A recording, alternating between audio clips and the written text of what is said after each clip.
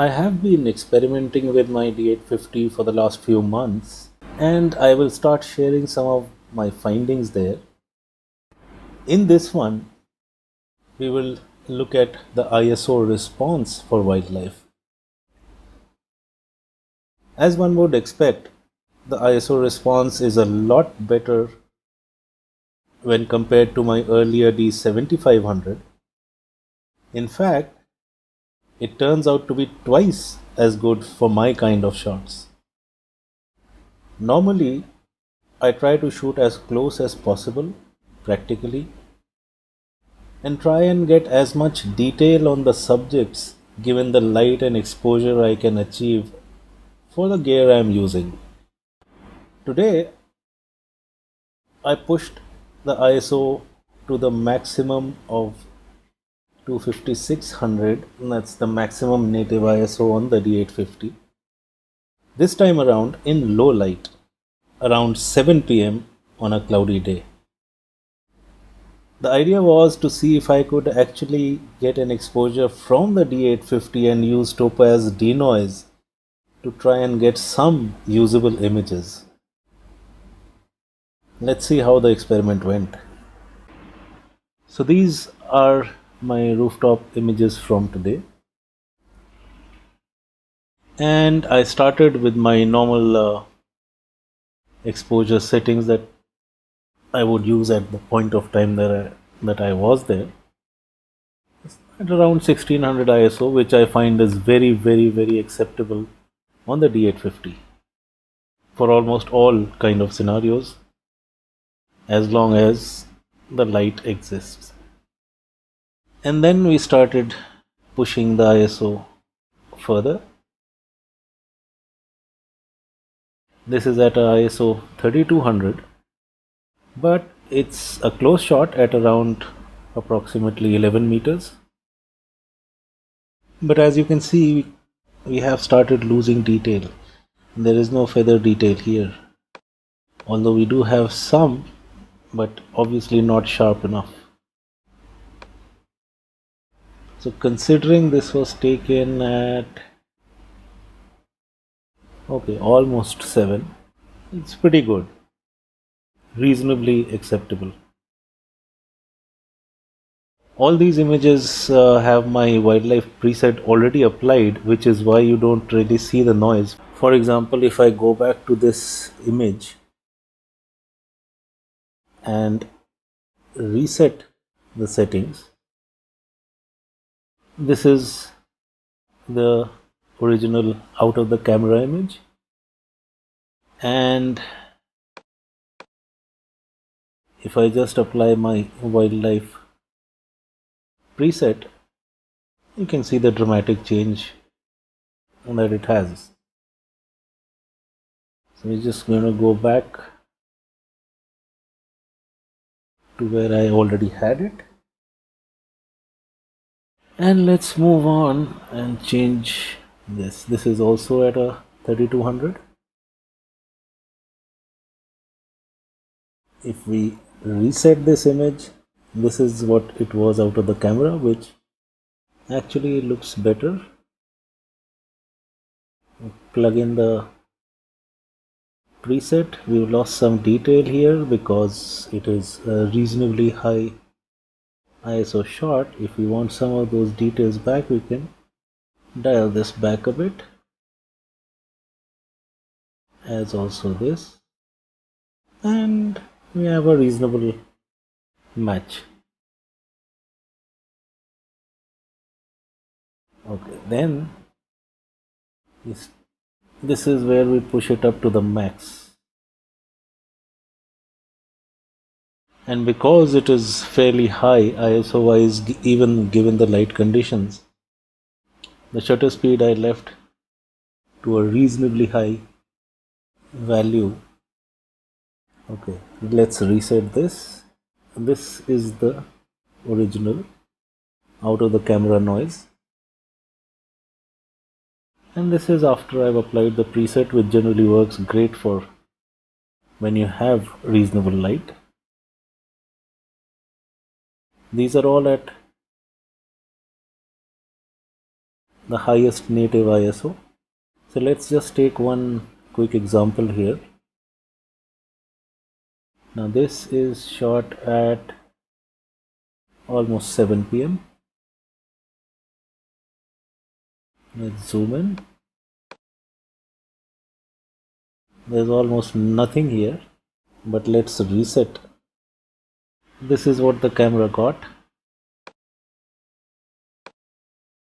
Let's just take this into Photoshop and try out the Topaz DeNoise. A command 0 to fit, and maybe just zoom in a bit to see. And we go into filters, Topaz and DeNoise.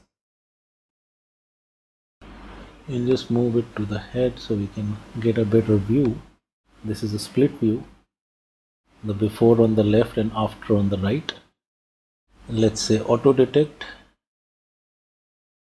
and since this is actually low light, let's turn that on.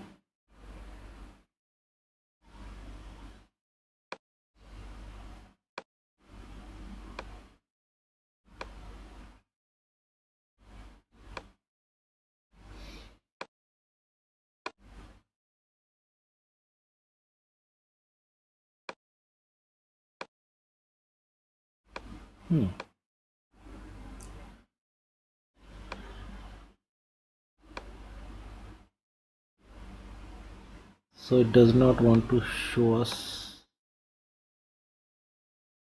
the processed version. Let's update it manually. Does it work? Okay, anyway, let's just split it here and update.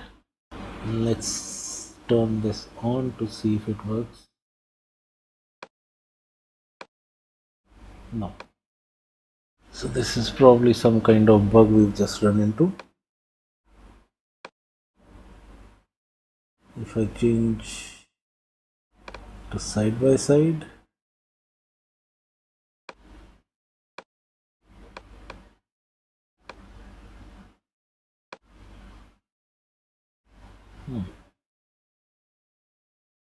okay, so there is some bug, but let's just push this up a bit. So excepting for smoothing out some, because we already have this white here where you don't really see much of noise.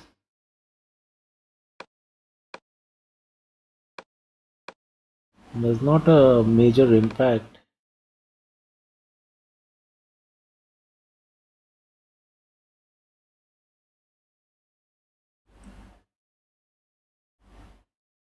Definitely looks better, but let's just cancel out of this.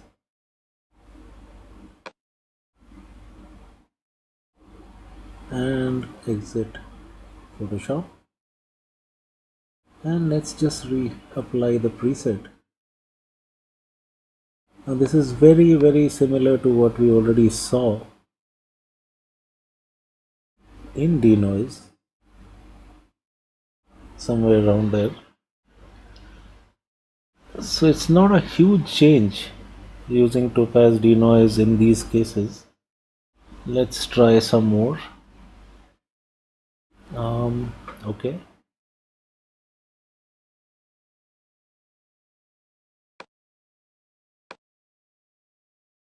And this is 7 plus PM. The shutter speed has been pushed up because this was reasonably close in the 10-meter range.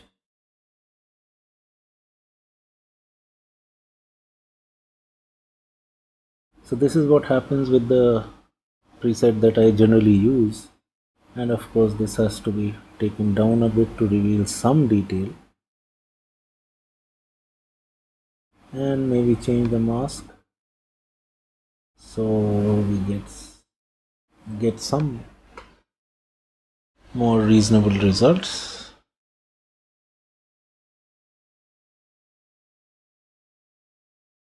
I think we need to push up a bit on the color and smoothing. So maybe that's around what we can do with Lightroom. Let's take this to Photoshop. Oops, not this actually. Since we have it here, we'll just go back to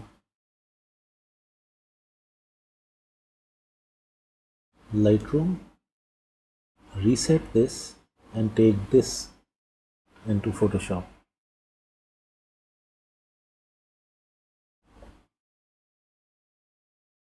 And we'll try the Topaz DeNoise on this. We'll turn on the auto detect.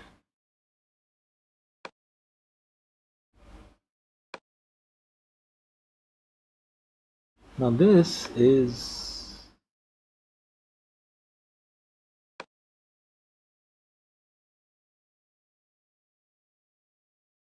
well beyond the capabilities of Lightroom if we look at the background.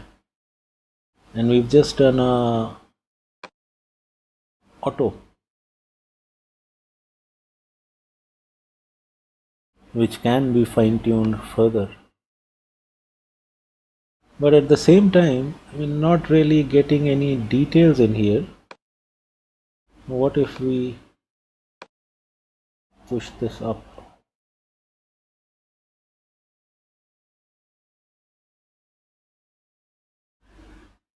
So at least in this case,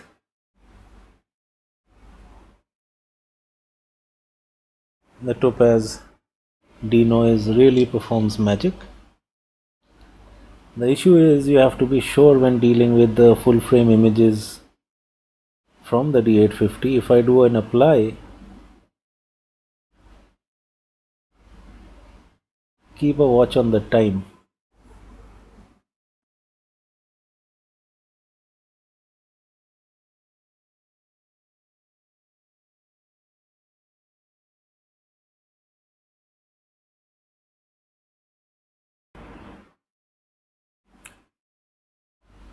Okay, that seems to be done finally. Let's just zoom in here. There's something wrong with the beak here, but that can always be masked. No, it is there. That had to be fixed first. But this difference looks amazing. But the point one has to consider here is, unlike the earlier parakeet shot that we saw, let me just quit out of this first.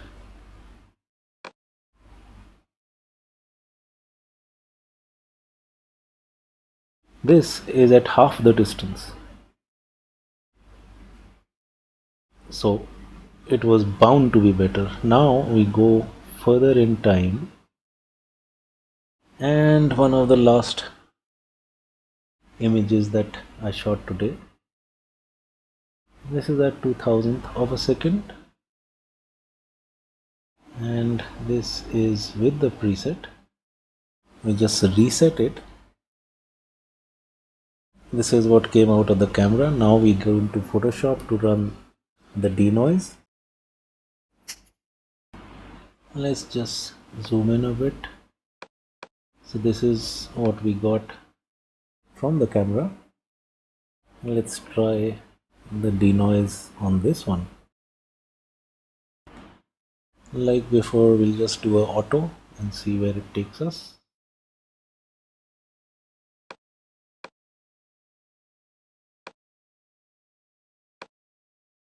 And we seem to have run into the same bug with the split view. Let's just do a single view.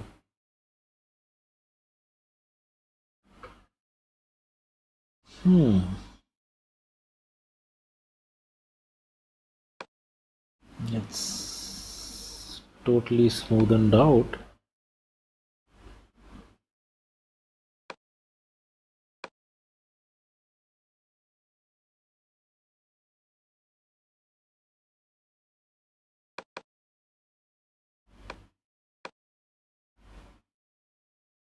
Doesn't want to show us the preview.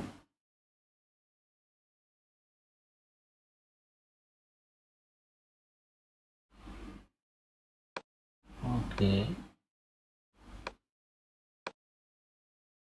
Let's say we don't remove so much of noise and auto update the preview.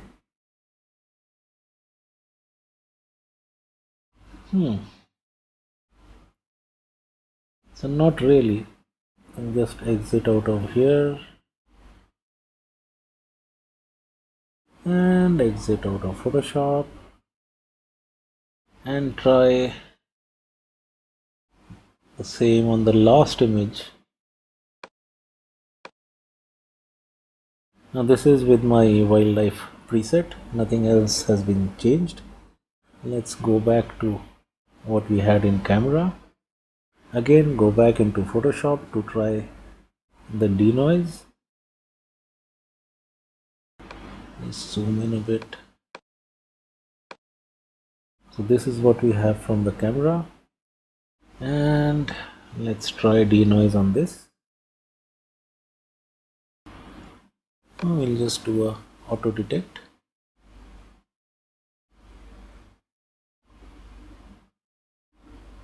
So it's not a major variation, and this is definitely a bug. It's just not updating.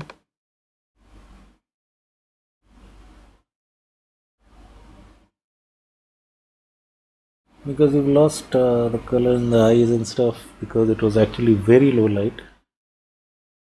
Normally you would not shoot in this kind of light anyway. Let's just quit out of this. So if you are within a maybe 10-meter range, like in this particular case,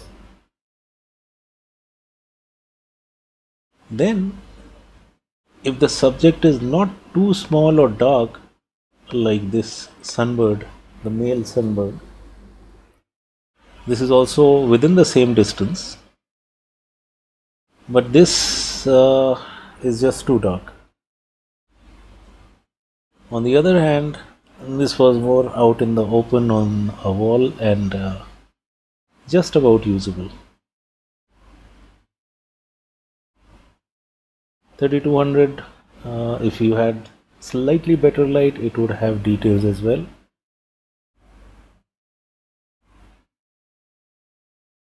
So that's the overview of the ISO response.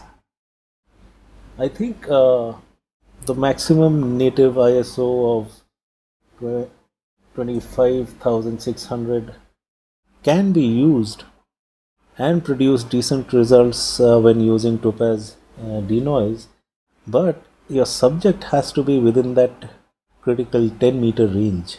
So that's it for now. Have fun till the next one.